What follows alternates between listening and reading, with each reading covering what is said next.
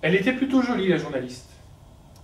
Il aimait cette façon qu'elle avait de faire glisser une mèche derrière l'oreille chaque fois qu'elle lui posait une question.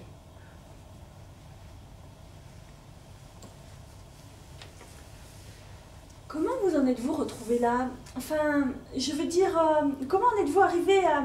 Là, vous êtes si jeune.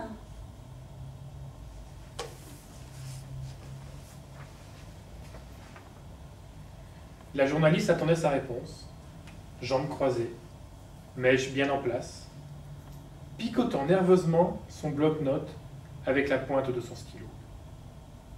La journaliste commençait à griffonner maintenant des clés de sol.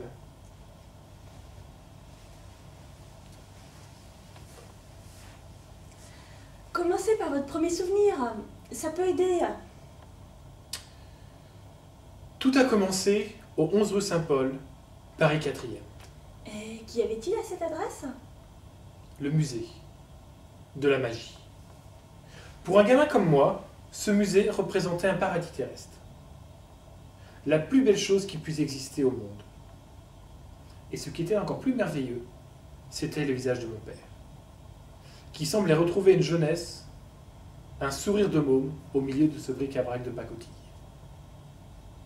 En une matinée, je fis la connaissance d'un univers formidable, où le moindre détail m'apparut comme une révélation.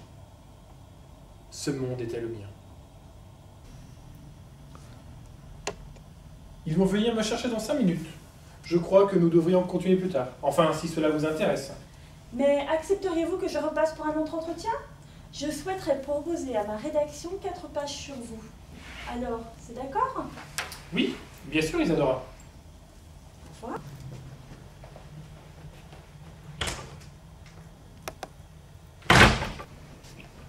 Mais, vous m'avez volé ma montre? Vous m'accusez? On appelle la police? Vous savez, elle n'est jamais très loin de moi. Qui suis-je pour vous, Isadora? Je ne sais pas, Matt. Nous ne sommes pas encore arrivés là de notre histoire. Je vous répondrai quand vous m'aurez tout raconté en un tour de main.